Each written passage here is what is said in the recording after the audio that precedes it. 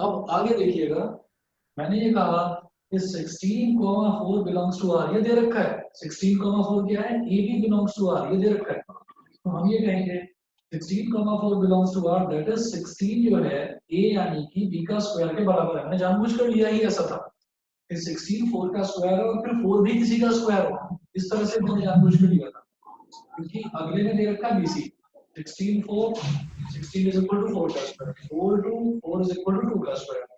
तो अब क्या ए सी, क्या ए और सी इनका भी कुछ रिलेशन बनता है?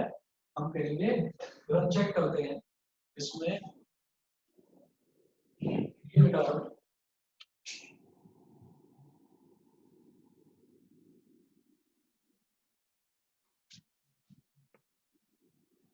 देखिएगा, check for A comma C, A comma C that is,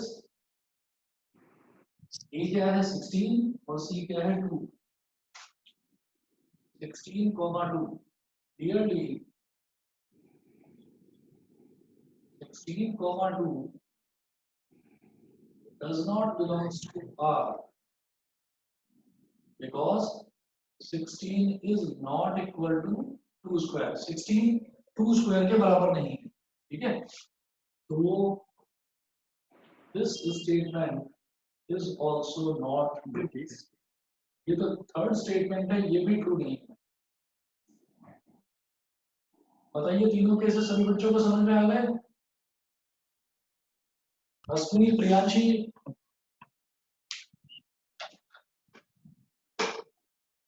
yes sir. अच्छा, अब नेक्स्ट देखते हैं क्वेश्चन नंबर 10।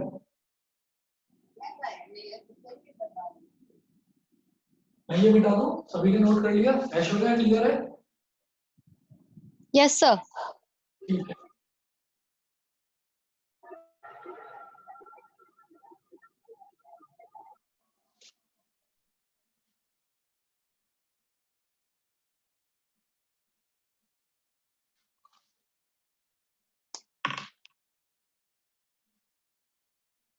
नेक्स्ट देखते हैं question 10।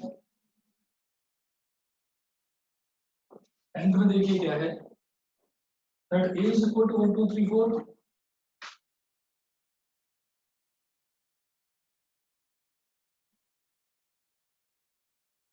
that a is equal to 1 2 3 4, comma b is equal to 1 5 9 11 15 16,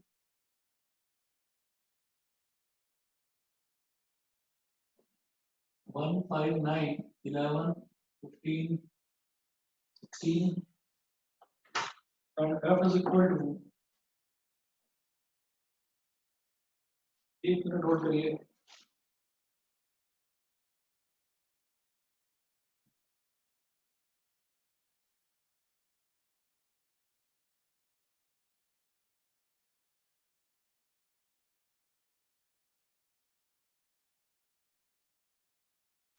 and f is equal to 1 5 2 9 3 1,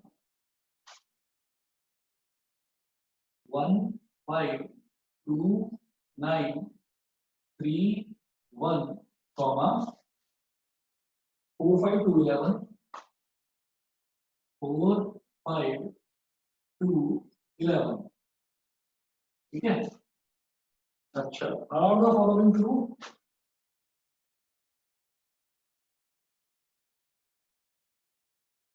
Are the following true? First part given है, f is a relation from a to b. Small f is a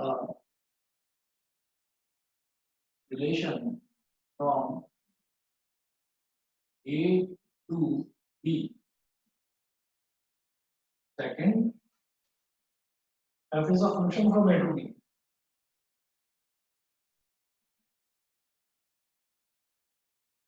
F is a function from a to b. ये बताना है। तो relation बताने के लिए सबसे पहले मुझे ये बताना है कि क्या ये a से b में कोई रिलेशन बनेगा या नहीं बनेगा, जो ये दे रखा है। तो हम पहले a क्रॉस b की बात करते हैं। ए क्रॉस बी कैलकुलेट करेंगे सबसे पहले। हमने कहा ए क्रॉस बी कार्टेशियन प्रोडक्ट, याद करिए इस चैप्टर में सबसे पहले यही करा था। तो ए क्रॉस बी का मतलब क्या है कि 1 की पेयरिंग होगी हर एक एलिमेंट के साथ, बी के हर एक एलिमेंट के साथ। तो ये हो जाएगा 1 1 1 5, 1 का 1 के साथ रिलेशन, फिर 1 का 5 के साथ रिलेशन, फिर 1 का 9 के साथ, फिर 1 का 11 के साथ, सभी के साथ करेंगे। 1 9 1 11, क्वेश्चन आता है तो ये पूरा करके दिखाएंगे आप। 1 11 1 15 1 16, कॉमा फिर 2 का सभी के साथ रिलेशन, तो 2 1 2 5 2 9 2 11 2 15 और 2 16, फिर 3 का सभी के साथ रिलेशन, 3 1 3 5 3 9 3 11 3 15 और 3 16, फिर 4 का सभी के साथ रिलेशन, 4 1 4 5 4 9 4 11 4 15 और 4 16। ठीक है, तो ये पूरा का पूरा हमारा कार्टेशियन प्रोडक्ट हो गया। हम सीधा सीधा देखेंगे यहाँ पर, लिखेंगे clearly F is a subset of A cross B।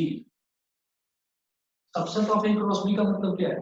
हमने ये कहा कि जब भी मेरे पास कोई दो सेट दे रखे होते हैं, एक सेट A और एक सेट B, तो मैं क्या करता हूँ, दोनों सेट्स का कार्टेशियन प्रोडक्ट निकाल लेता हूँ। कार्टेशियन प्रोडक्ट निकालने के बाद हम ये कहते हैं अगर कोई रिलेशन दे रखा है, वो अगर उस कार्टेशियन प्रोडक्ट में से निकल के आया है, मतलब वो अगर उस कार्टेशियन प्रोडक्ट का सबसेट है, तो मैं कहूंगा yes it is a relation. तो जरा देखिएगा फंक्शन में क्या दे रखा है, 1 5 भी इसमें है, फिर क्या दे रखा है 2 9, तो 2 9 भी इसमें है, फिर दे रखा है 3 1, तो यस 3 1 भी है, फिर दे रखा है 4 5, तो यस 4 5 भी है, और फिर लास्ट में 2 11, तो 2 11 भी है। तो हम ये कहेंगे जितने भी एलिमेंट्स हैं एफ के, वो सारे के सारे इसका सबसेट है। और अगर सोचिएगा, मान लीजिए यहाँ पर ये जो दे रखा है एफ, अगर मान लीजिए इसमें जैसे ये 4 9 है, इसको ये पलट कर यहाँ पर एक एलिमेंट ऐसा होता जो इसमें से ना होता, तो हम ये कह देते since this element does not belong to a cross b, तो this is not a relation. समझ गए? अगर मान लीजिए मैं इसी को पलट दूं, 4 9 को मैं लिख दूं 9 4, तो 9 9 4, आप ये देखिए, मान लो यहीं पर मैं कहीं पर लिख देता हूँ, जैसे 4 5 है, तो 4 5 को अगर मैं लिख दूं पलट कर 5 4, ये 5 4 भी इसका एक एलिमेंट है। तो यहाँ पर ढूंढिए क्या यहाँ पर 5 4 नजर आता है ए क्रॉस बी में? नहीं है। तो हम ये कहेंगे कि since 5 4 is not a part of A cross B, therefore f is not a relation. समझे कि नहीं समझे? मतलब ए क्रॉस बी में से निकलने चाहिए उसके सारे एलिमेंट्स। समझ गए? Yes, sir. आर्यन सिग्नल, आर्यन त्यागी, दोनों समझ गए?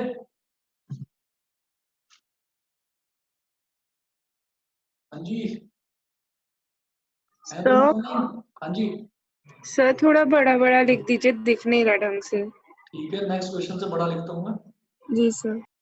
हाँ, आर्यन त्यागी क्लियर है बेटा?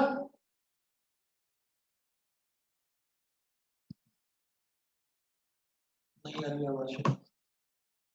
चलिए, F is a subset of A cross B।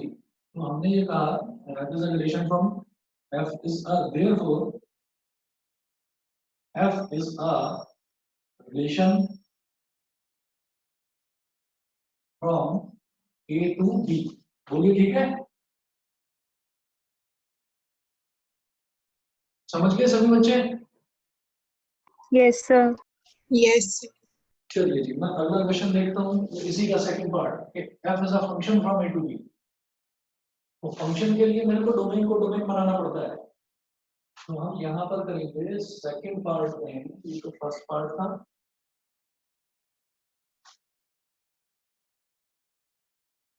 Second part में F is a function from A to B।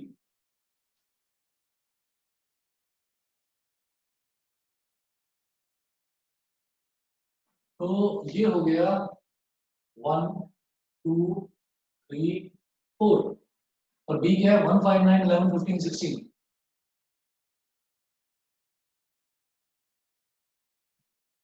1, 5, 9, 11, 15, 16।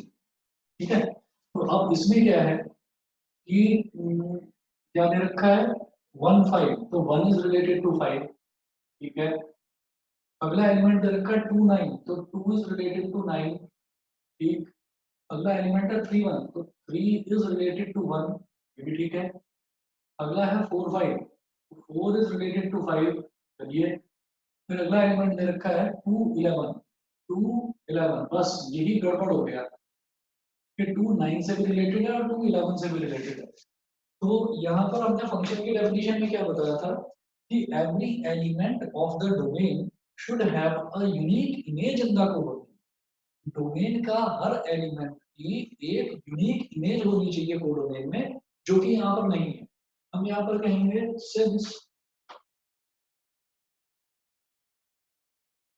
since an element 2 is related to an element 2 has two images. Since an element 2 has two images in the codomain, so in the codomain that is 2, 9 and 2, 11. So it is not a function. It is not a function. मुझे लगता है समझ में आ गया होगा सभी को। आप ये देखिए 1 की सिर्फ एक इमेज है, 5 यूनिक इमेज होगी मतलब, है ना। फिर 2 को छोड़ो, 3 की सिर्फ एक इमेज है 1, फिर 4 की सिर्फ एक इमेज है 5, लेकिन 2 की दो इमेजेस हैं, एक 9 और एक 11। तो इसका मतलब क्या होगा कि ये भी हमारा जो है एक फंक्शन नहीं है ना। तो ये रिलेशन तो ये है, ये फंक्शन नहीं है। सभी को क्लियर है? सभी को क्लियर है? प्रियांशु, अनुराग, यस सर। क्लियर है बेटा? समक्ष? Yes sir. ठीक है जी, अब मैं आता हूँ नेक्स्ट क्वेश्चन, क्वेश्चन नंबर 11 पर।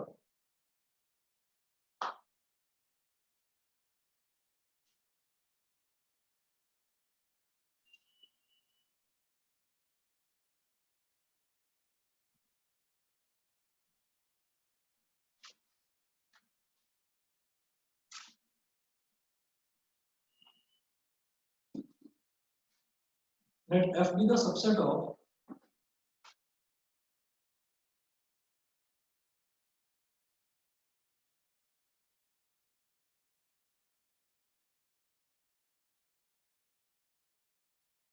let F be the subset of Z cross Z, Z cross Z, Z cross Z defined by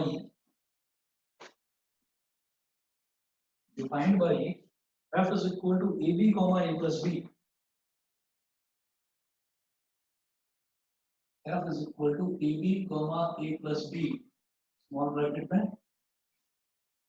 AB comma A plus B such that AB belongs to Z, such that A comma B belongs to Z. Is F a function from Z to Z?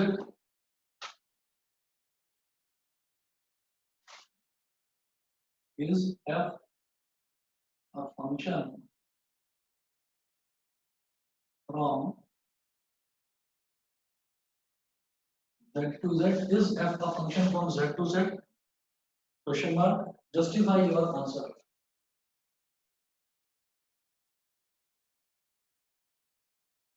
Justify your answer.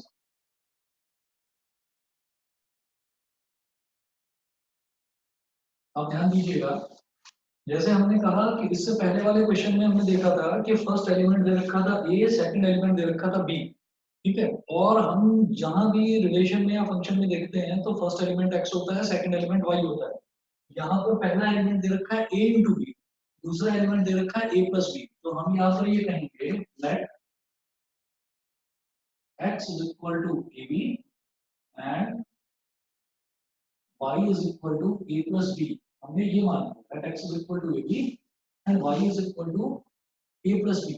ठीक है, तो अब ये बताना है कि क्या ये एक फंक्शन है z टू z में, है या नहीं है, ये बताना है। तो सीधी सी बात है कि अगर x की वैल्यू a b है तो y की वैल्यू a प्लस बी है, ये दे रखा है, समझ रहे हो। अगर x की वैल्यू a b है तो y की वैल्यू a प्लस बी है। तो हम यहाँ पर कहेंगे कि let us take an example. Let us take an example. If a is equal to 2 and b is equal to 7. If a is equal to 2 and b is equal to 7, then x is equal to ab मतलब 2 into 7, ये हो गया 14, and y is equal to a plus b मतलब 2 plus 7 is equal to 9। ठीक है, इसका मतलब अगर x की वैल्यू 14 है देन y की वैल्यू 9 है। ठीक है, दैट इज 14, 9, ये हो गया। अच्छा, again if a is equal to -2, अब a को ले लीजिए -2 एंड b को ले लीजिए बेटा -7। मैं जानबूझ कर दे रहा हूँ -2 और -7, आप अभी समझ जाएंगे, बिल्कुल आसान सी चीज है। a को ले लिया -2 और b को ले लिया -7। रश्मि दिखाई दे रहा है, थोड़ा बड़ा लिख रहा हूँ मैं। Yes, sir. ठीक है, then x is equal to a multiplied by b मतलब -2 multiplied by -7, ये हो गया प्लस का 14, and y is equal to a plus b मतलब -2 प्लस -7, तो -2 प्लस -7, ये प्लस माइनस तो माइनस ही हो जाएगा, तो -2 और -9 -7 -9 हो गया, दैट इज 14, -9। बताइए जी, इससे मैं क्या कह सकता हूँ, इस चीज को देखते हुए मैं क्या कह सकता हूँ। So 14 has two images. Function है नहीं।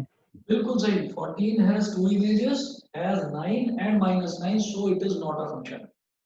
क्लियर है बेटा, समझो, ऐश हो गया यस यस सर, आ गया है सर। ना, समझ गए ना। ठीक है, मैं इसको मिटा रहा हूँ फिर से, यहाँ लिख रहा हूँ। तो जो भी ऐसे क्वेश्चंस होते हैं जिसमें ए बी वगैरह कुछ दे रखा होता है, तो उसमें कुछ एज्यूम कर लेते हैं हम अपनी तरफ से। तो हम लिखेंगे यहाँ पर clearly 14 has two images, as 9 and -9, so it is not a function। ठीक है, नेक्स्ट देखते हैं क्वेश्चन नंबर 11। क्वेश्चन नंबर 12 देखते हैं। Question 12, let a is equal to 9, 10, 11, 12, 13,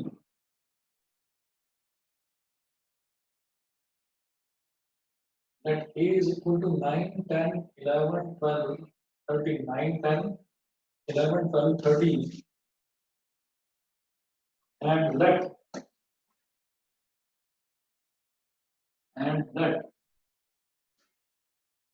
f such that a to n, f such that a to n be defined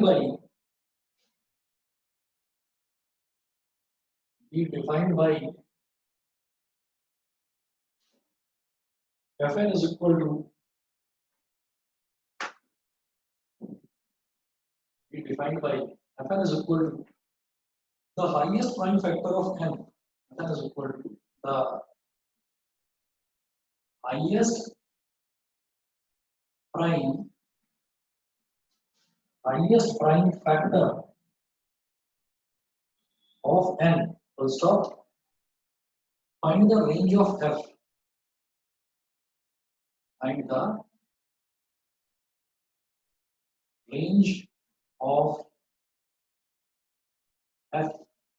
मुझे f की range बताइए। बिल्कुल सीधे सीधे आप ये देखिएगा, इन्होंने दे रखा है late f such that a to n। इसका मतलब क्या है, जो फंक्शन है ना f, उस फंक्शन का जो डोमेन है वो कहाँ से निकल के आता है, वो यहाँ से निकल के आता है a से। मतलब ये जो है ये उस फंक्शन का डोमेन दे रखा है। और n का मतलब क्या है, n है नेचुरल नंबर, मतलब और इस f एक नेचुरल नंबर होगा, नेचुरल नंबर के अलावा वो कुछ नहीं हो सकता। और fn यानी कि फंक्शन को डिफाइन कैसे कर रखा है, एफ एक्स लिखते हैं जनरली, पर क्या हो गया कि इन्होंने फर्स्ट वाले एलिमेंट को एक्स ना मानकर एन मान लिया, डोमेन वाले एलिमेंट को एक्स ना मानकर एन मान लिया। तो इससे कोई कंफ्यूज होने की जरूरत नहीं है। The highest prime factor of n, ठीक है। तो हम कहेंगे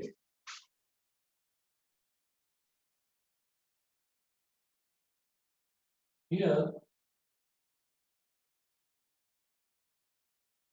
डोमेन इज कैपिटल ए 9 10 11 12 13, ठीक है, and small n belongs to a। so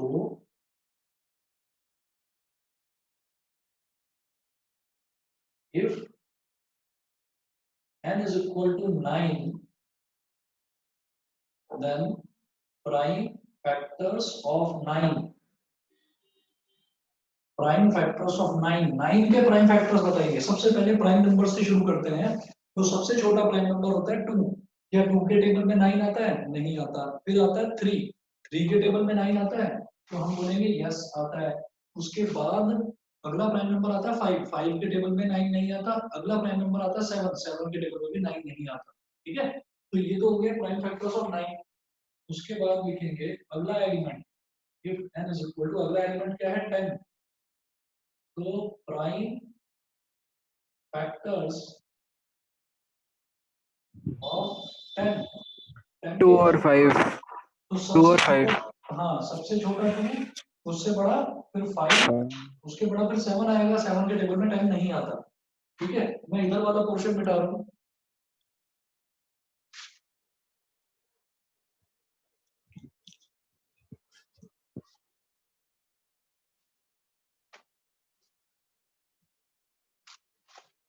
अब देखिएगा, ये हो गया 9 हो गया, 10 हो गया, अब 11 में if n is equal to 11, तो प्राइम फैक्टर्स ऑफ 11, 11 के प्राइम फैक्टर तो सिर्फ 11 ही होगा, 11 के अलावा और किसी टेबल में नहीं आएगा वो। if n is equal to 12, तो प्राइम फैक्टर्स और 12 के प्राइम फैक्टर्स बताइए भाई। पहला हो गया 2, दूसरा हो गया 3, 5 के टेबल में 12 नहीं आता।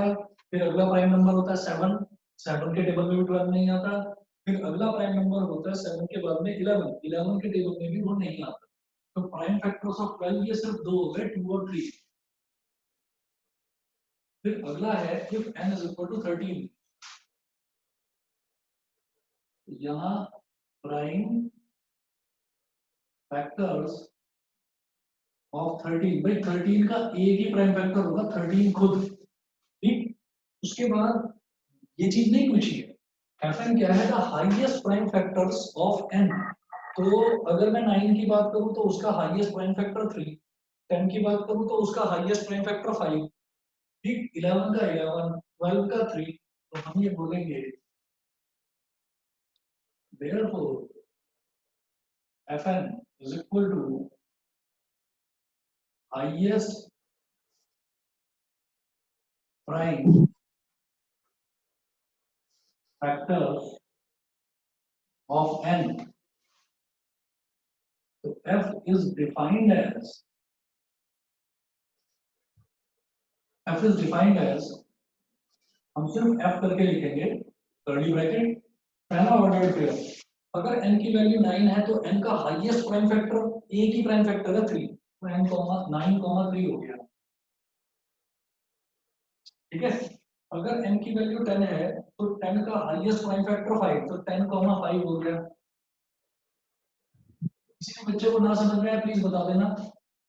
फिर अगर n की वैल्यू 11 है तो 11 का हाईएस्ट प्राइम फैक्टर 11, 12 का हाईएस्ट प्राइम फैक्टर 3, 12,3 और 13 का हाईएस्ट प्राइम फैक्टर 13, 13,13। और क्वेश्चन में मेरे से पूछा गया है कि find the range of f, मुझे f की रेंज बतानी है। तो हम लिखेंगे रेंज ऑफ f की रेंज क्या होगी, बाद वाले एलिमेंट्स 3, 5, 11, 3, तो 3 दोबारा नहीं लिखेंगे और 13, इसका मतलब 3, 5, 11 और 13। बता दीजिए बेटा, सभी को क्लियर है? Yes sir. Yes, sir. चलिए जी, इसी के साथ में ये फंक्शंस वाला चैप्टर खत्म होता है। फिर नेक्स्ट कौन सा स्टार्ट करना था, PMI, mathematical induction. Mathematical induction start करें, ट्रिग्नोमेट्री स्टार्ट करें, कॉम्प्लेक्स नंबर, क्या करना है बताइए। सर कॉम्प्लेक्स नंबर करा दीजिए। हाँ बच्चों से Sir, कुछ school में trigonometry शुरू हुआ है। ठीक है, और बताइए जी, और क्या कहाँ कहाँ पर क्या क्या स्टार्ट हुआ है? सर हमारे स्कूल में कॉम्प्लेक्स नंबर शुरू हो गया और वो टेस्ट में भी आ रहा है 21 को जो है। 21 को। मन्नत तुम्हारे यहाँ पर क्या है? So trigonometry शुरू हुआ है और टेस्ट में रिलेशन फंक्शंस आना है। ठीक है, प्रियांशी मेरी आवाज आ रही है?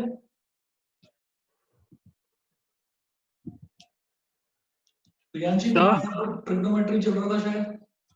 Yes sir. तो टेस्ट कब है तुम्हारा, रॉ टेस्ट में क्या आ रहा है ये बता दो। सर अभी कुछ नहीं पता है ठीक है, और समर वेकेशंस का कुछ पता है, नहीं पता अभी? ना, अभी तो सिर्फ पढ़ाए जा रहे हैं, कुछ पता नहीं है। चलो ठीक है, कॉम्प्लेक्स नंबर छोटा सा चैप्टर है, कॉम्प्लेक्स नंबर निपटाते हैं पहले। ठीक है सर। ट्रिग्नोमेट्री वाली, क्योंकि वो ट्रिग्नोमेट्री फिजिक्स वाले चैप्टर में भी काम आएगी, जो अभी चल रहा है। अरे वो आसान है, उसमें कुछ ऐसी जरूरत नहीं पड़ेगी। ठीक है, तो ट्रिग्नोमेट्री तो स्टार्ट कराएंगे, स्टार्ट टू फिनिश लंबा है काफी, और ट्रिग्नोमेट्री में बस स्कूल कराऊंगा में आपको वैसे आगे से। सेट्स के बाद हमें लीनियर इक्वालिटीज कराया था, फिर रिलेशन फंक्शन कराया। अच्छा, लीनियर इनइक्वालिटीज मिलता जुलता है, लेकिन अच्छा है, इंटरेस्टिंग चैप्टर है। तुम्हारे टेस्ट छोटा सा था। कब है बताओगे? तुम्हारा टेस्ट कब है अर्श, अभी नजदीक तो नहीं, मेरा नहीं? नहीं, टेस्ट का तो अभी कुछ नहीं पता हमें। चलो ठीक है, कोई बात नहीं, मैं फिर कॉम्प्लेक्स स्टार्ट करा देता हूँ। ठीक है। ठीक है, क्योंकि कॉम्प्लेक्स इनके में भी कॉमन है, जो कॉमर्स वाले बच्चे हैं। चलिए, एनसीईआरटी में पेज नंबर 97 पे है कॉम्प्लेक्स नंबर।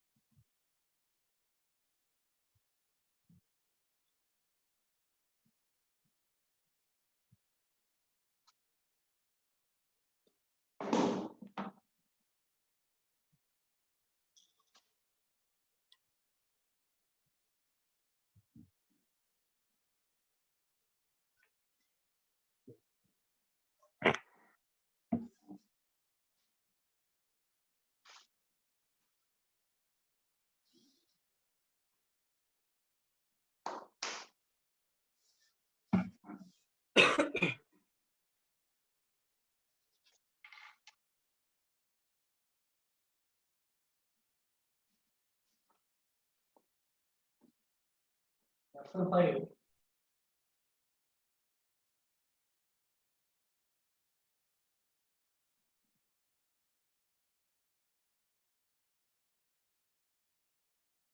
Complex numbers.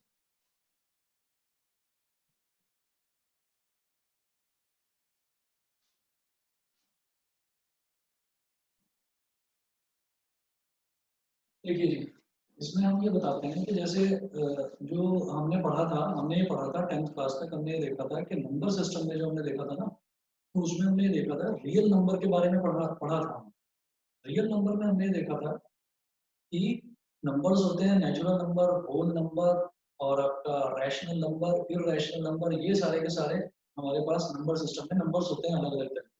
अब कॉम्प्लेक्स नंबर में हमें ये देखना है कि हमने एक चीज वहां पर कॉमनली देखी थी कि अगर कोई भी नंबर है, अगर उसके अंडर रूट में पॉजिटिव नंबर आ रहा है, तब तो मैं बोलूंगा कि वो नंबर प्रॉपर्ली डिफाइंड है।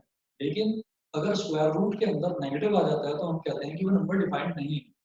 कॉम्प्लेक्स नंबर में हम यही कहेंगे कि अगर अंडर रूट के अंदर नेगेटिव टर्म आता है तो उसको भी हम डिफाइन करते हैं। और किस तरीके से करते हैं ये देखिएगा। देखिए इसमें है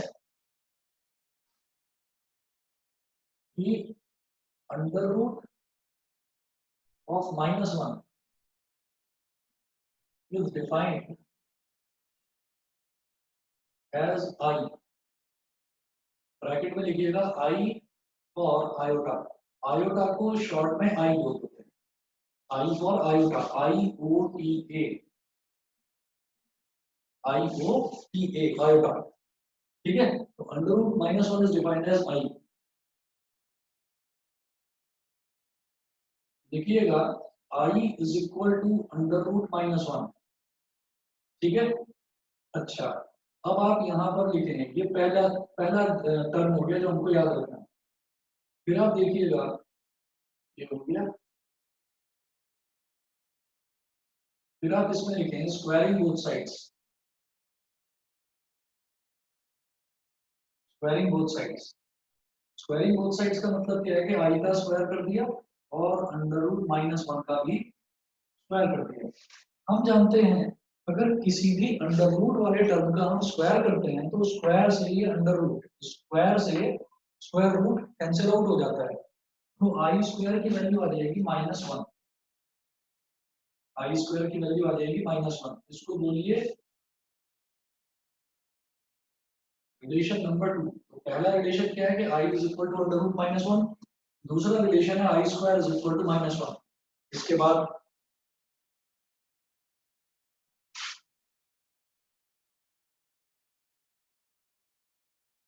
बाद फिर इसी में करो जो सेकंड वाला रिलेशन है,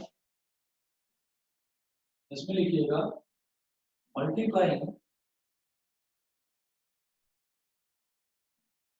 multiplying by I on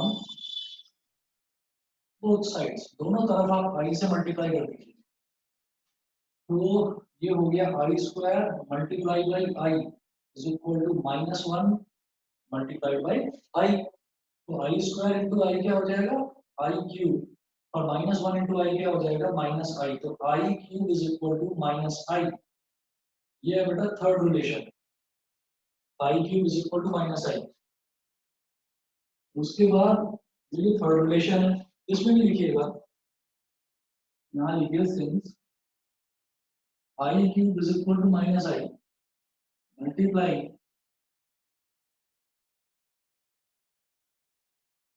both sides by i. दोनों तरफ आप आई से मल्टीप्लाई कर दो फिर से।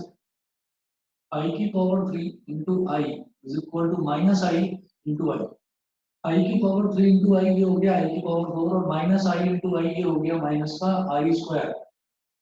तो आई की power 4 is equal to minus अपनी जगह, और आई स्क्वायर की वैल्यू मैंने सेकंड रिलेशन में देखा था, आई स्क्वायर की वैल्यू क्या थी, -1।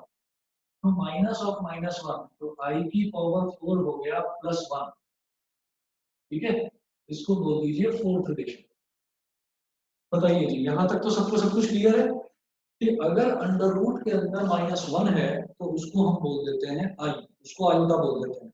Iota is an imaginary term, ये रियल नंबर में नहीं आता, ये कॉम्प्लेक्स नंबर्स में आता है। कॉम्प्लेक्स नंबर का मतलब है a number which is a mixture of real plus imaginary term.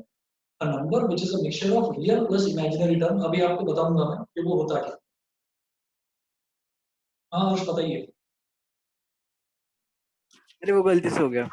अच्छा चलिए ठीक है, इधर वाला नोट कर लिया हो तो मिटा दूं मैं। बताइए बेटा, इधर वाला नोट हो गया हो तो मिटा दूं। हाँ सर। ठीक है, अच्छा इसके बाद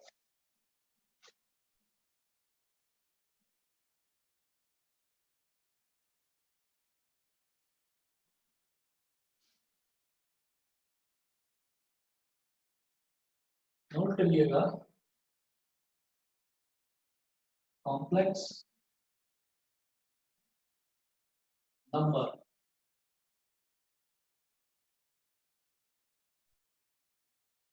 number which is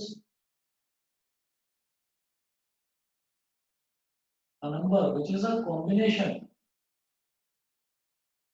a number which is a combination of real and imaginary terms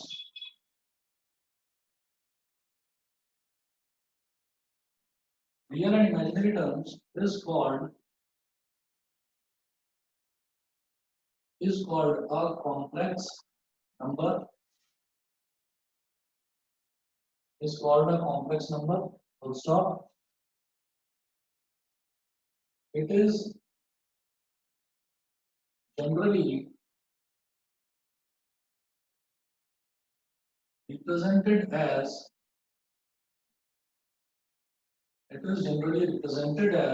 z is equal to x plus I y. Z is equal to x plus I y, where x is real part of z, y is imaginary part of z, and z ये क्या हो गया, complex number, z हो गया complex number. तो आप इसमें देखिएगा कि अगर मान लीजिए मेरे पास कोई भी नंबर है, अगर मान लीजिए नॉर्मली नंबर दे रखा है तो मैं बोलूंगा वो रियल नंबर दे रखा है भाई, चाहे उसमें आपका वो रैशनल नंबर हो, चाहे वो इरेशनल नंबर हो, चाहे वो इंटीजर हो, नेचुरल नंबर, होल नंबर, कुछ भी हो, अगर उसके साथ नंबर के साथ आई मल्टीप्लाई नहीं हो रहा है तो वो नंबर एक रियल नंबर कहलाएगा और हम उसको बोलेंगे real part of the complex number. तो ये real part of complex number is represented by z, तो रियल पार्ट ऑफ z होगी। उसके बाद जो टर्म i से मल्टीप्लाई होता है, स्मॉल i से जो टर्म मल्टीप्लाई होता है उसको हम बोल देते हैं इमेजिनरी पार्ट ऑफ z।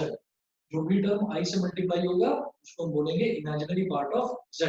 ठीक है, तो ये एक जनरल तरीका है रिप्रेजेंट करने का कॉम्प्लेक्स नंबर्स को। उसके बाद मैं इसमें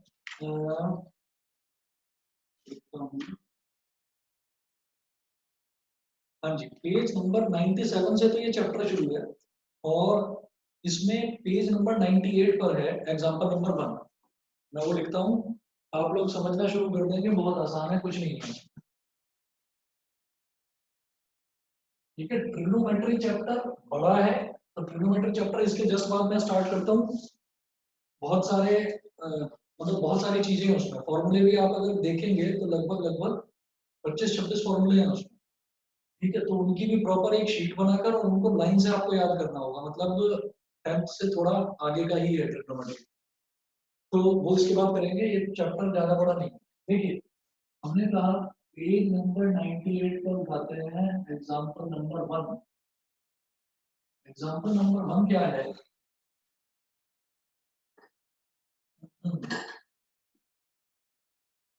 ये 4x प्लस आई और ब्रैकेट में 3x minus Y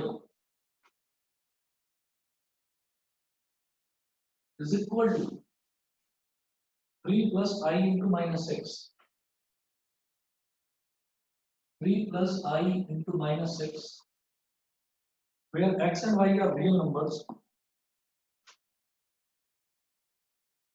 where x and y are are real numbers, x and y are real numbers, then find the values of x and y. Then find the values of x and y. मुझे x और y की values find out करनी है.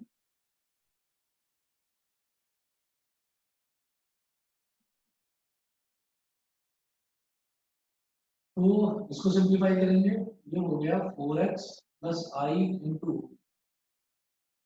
3x minus y is equal to 3 plus i into minus 6. आप कहेंगे equating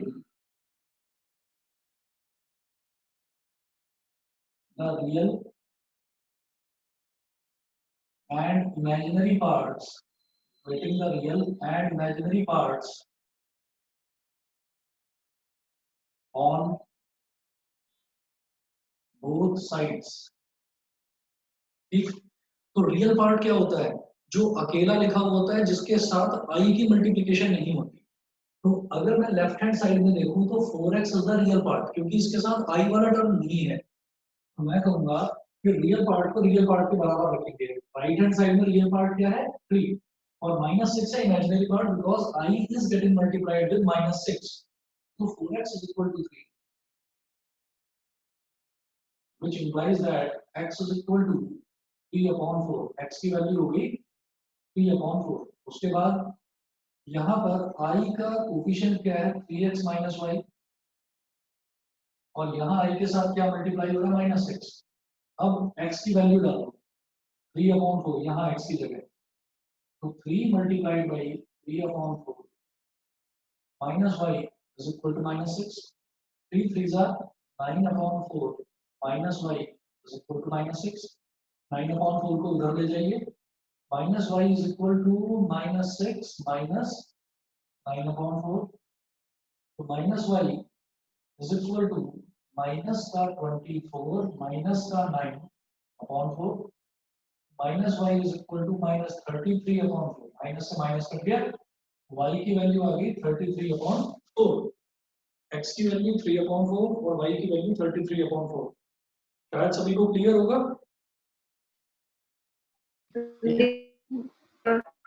Yes, sir. Sir 33 नहीं होगा sir, 40 वो 13 होगा, सॉरी 15 होगा, 15/4 होगा. क्या कह रहे हो? समझा नहीं मैं. उधर वो होगा 15/4 होना चाहिए ना. नहीं नहीं ठीक है बेटा, यही आ रहा है 33/4 ही है. सही है. अच्छा 3 into 3 है ना, 3 into 5 नहीं है. सही है. हर्ष समझ गए? हर्ष यस सर, यस सर. ठीक ठीक है.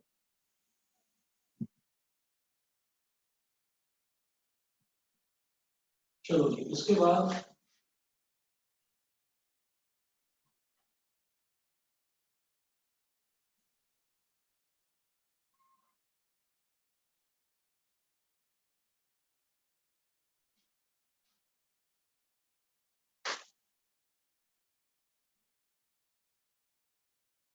इसके बाद देखते हैं एग्जांपल नंबर 2. ये है पेज नंबर 101 पर.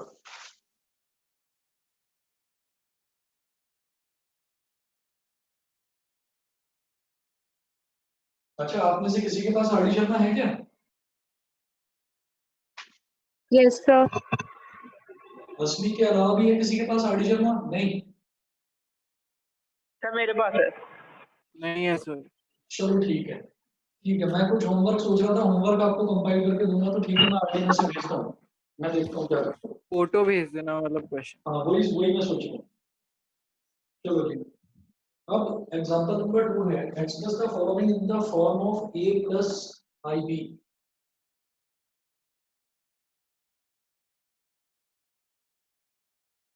Express the following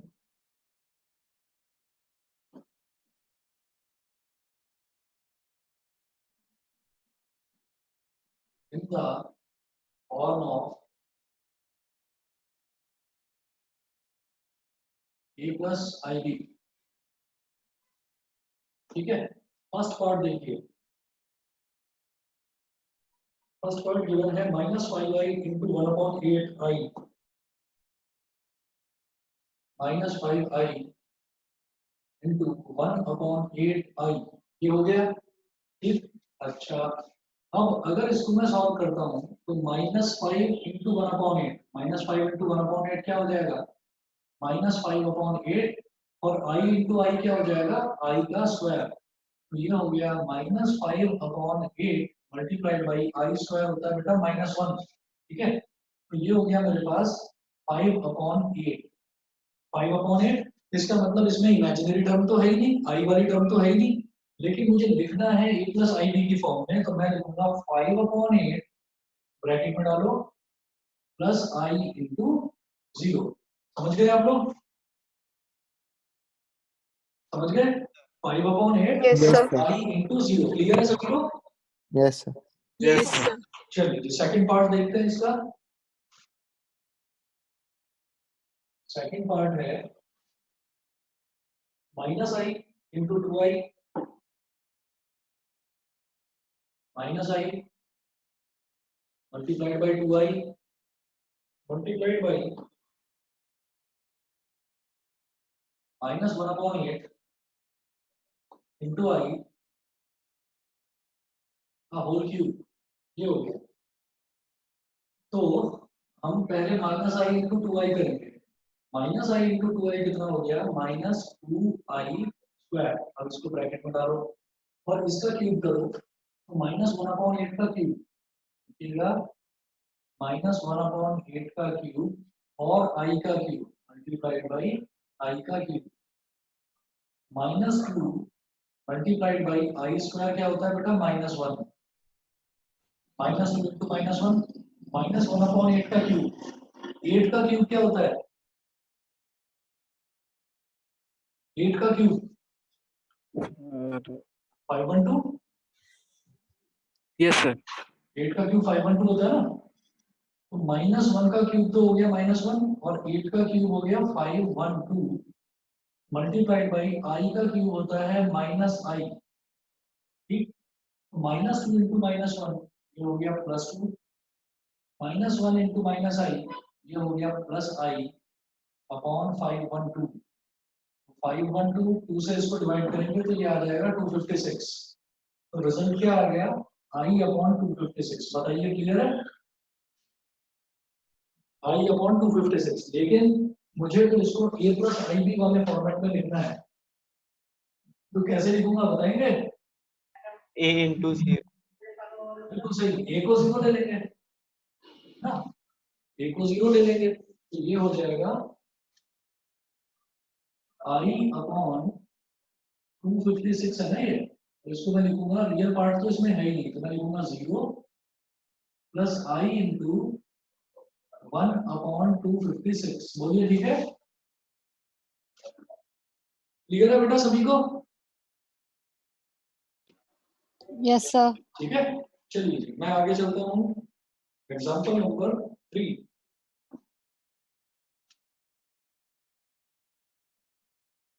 example number 3 देखिएगा, इसमें है x प्लस 5 माइनस 3i का whole cube,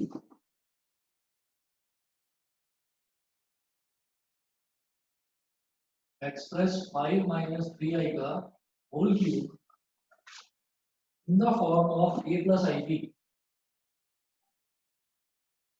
in the form of a plus ib। इसको a plus ib की फॉर्म में लिखना है, ठीक है। तो क्या करेंगे, a माइनस बी का होल क्यूब या x माइनस वाई का होल क्यूब आप लिखिएगा यहाँ पर। We know that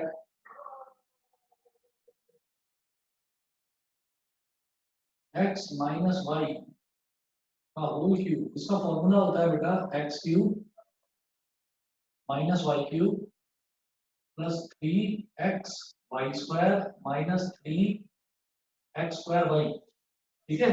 ये क्या होता है, पहले x का क्यूब फिर y का क्यूब फिर x as it is y का स्क्वायर और फिर उसके बाद x का स्क्वायर और y एज इट इज, ऐसे होता है। और साइन कैसे लिखते हैं, plus minus, alternate plus minus sign लगते हैं, ठीक है। ये वाला फॉर्मूला यूज करेंगे। हाँ जी, बस 1 मिनट रुक जाइए, मैं जरा पानी पी लेता हूँ,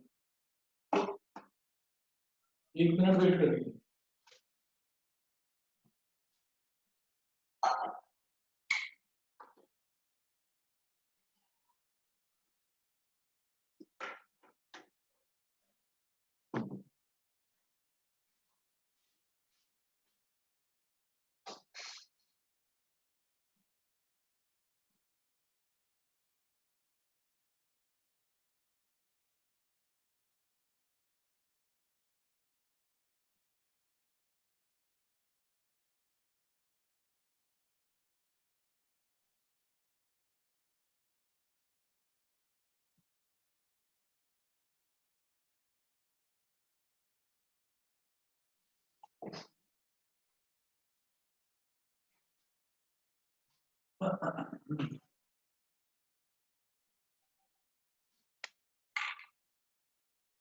अच्छा, अब यही फॉर्मूला यूज करेंगे यहाँ 5 माइनस 3i के होल क्यूब में। तो मैं लिखूंगा देखो 5 माइनस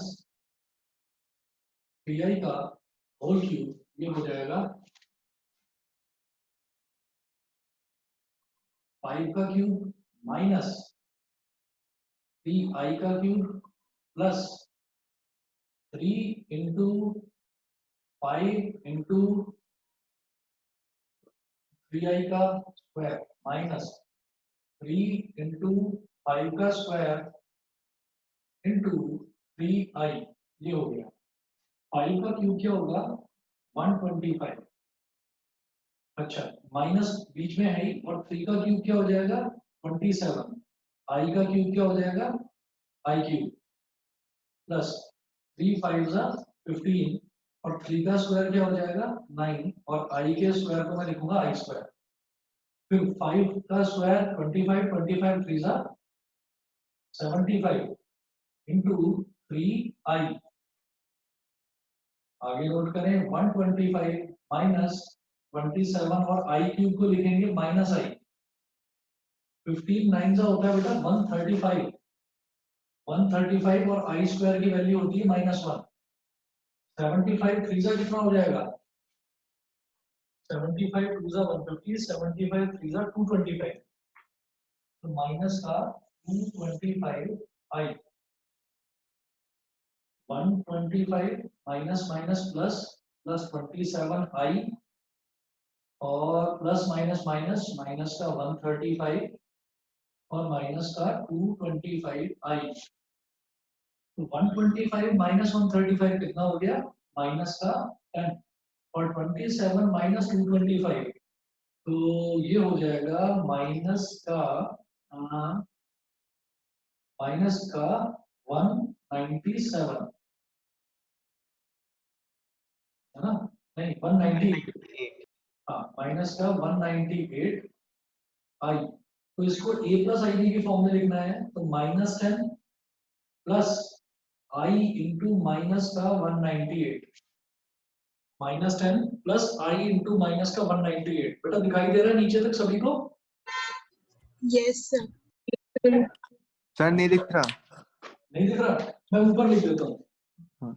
सर खाली लास्ट का वो बता देना सर, लास्ट का लाइन एकदम। हाँ हाँ कोई नहीं, मैं इधर लिख देता हूँ।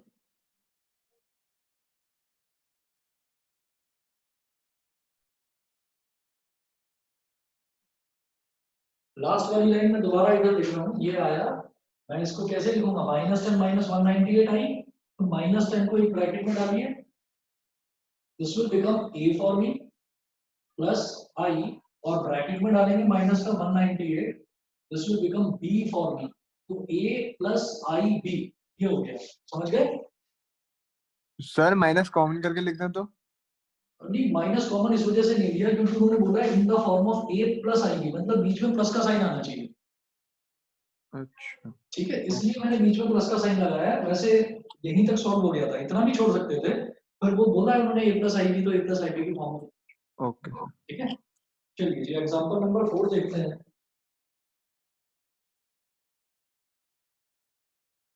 एग्जांपल नंबर 4 है express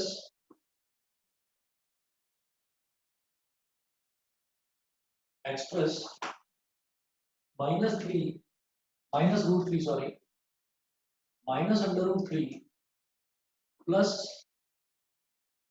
under root minus two multiply by 2 root 3 minus I in the form of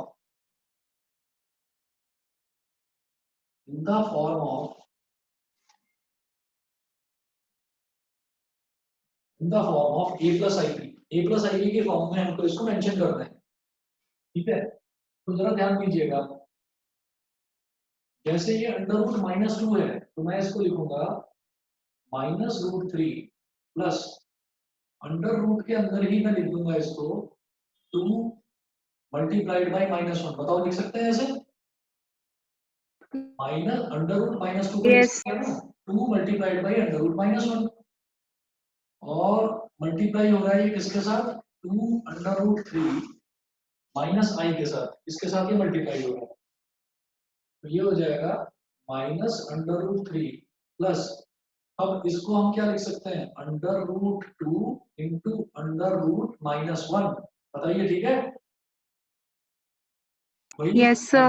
हाँ, under root a into b को मैं लिख सकता हूँ ना under root a multiplied by under root b, दोनों का रूट अलग अलग हम स्प्लिट कर सकते हैं, वही कर रहा है। Multiplied by 2 root three minus i. अब अंडर रूट माइनस वन को मैं क्या बोलता हूँ? आई। तो ये हो जाएगा minus root three plus root two i multiplied by 2 root three minus i, ठीक है। अब आप नॉर्मली एक्सपेंड करिए जैसे आप करते आ रहे हैं शुरुआत से। Minus root three into two root three क्या हो जाएगा? माइनस ऑफ 2 इंटू थ्री, क्योंकि root three into root three क्या हो जाएगा? 3 और 2 तो एज इट इज है, और माइनस साइन यहाँ पर है, ये माइनस का है प्लस का, तो माइनस का 2 इंटू थ्री, फिर इसको इसमें मल्टीप्लाई करेंगे तो minus root three into minus i, ये हो गया प्लस का रूट थ्री आई, करेक्ट। फिर इसको इसमें मल्टीप्लाई करेंगे तो ये हो जाएगा बेटा 2 एज इट इज, और root two into root three, root two into root three और आई अलग, ठीक। फिर under root two i minus i, तो minus under root two i square, ये हो गया। अगला लिखेंगे minus two into three minus six plus root three i plus ये हो गया 2 root two into root three हो जाएगा 2 रूट सिक्स आई, और रूट टू इंटू आई स्क्वायर, तो माइनस रूट टू और आई स्क्वायर की वैल्यू क्या हो गई? माइनस वन, ठीक है। इसको मैं यहाँ पर कर रहा हूँ आगे।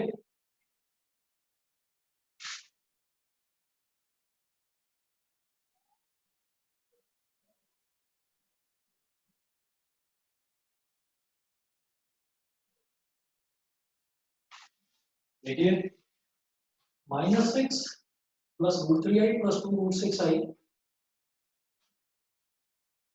Minus six plus root three i plus 2 root six i और minus root two into minus one, ये क्या हो जाएगा? प्लस का अंडर रूट टू। तो ये वाला टर्म और ये वाला टर्म, ये दो टर्म मुझे ऐसे दिखाई दे रहे हैं जिसमें आई का मल्टीप्लिकेशन नहीं हो रहा है, इसमें आई नहीं है कहीं पर भी, तो इनको एक साथ लिख लेंगे minus six plus under root two, ये ब्रैकेट में आ गया, और इन दोनों टर्म्स में आई है, तो मैं क्या करूंगा? आई को ले लूंगा कॉमन, ब्रैकेट में बचेगा under root three plus 2 root six, तो ए प्लस आई बी, समझ गए? Yes sir. ठीक है। अच्छा, इसके बाद मैं इसके ना कुछ क्वेश्चंस देखकर, थोड़ा मैं लेट भेजूंगा आपको, परसों होगी आपकी क्लास मैथ्स की, तो मैं थोड़ा लेट भेजूंगा आपको, रात में आई थिंक 11 बजे के करीब में भेजूंगा आपको, ठीक है। तो मैं कुछ आर डी शर्मा में से क्वेश्चंस ढूंढ के और मैं आपको व्हाट्सएप कर दूंगा, तो वो आपको होमवर्क में करना। ओके सर, ठीक है, आज के लिए फिर इतना ही। Thank you sir. Okay okay bye sir. Thank you sir. Okay bye. Thank you, sir. Okay.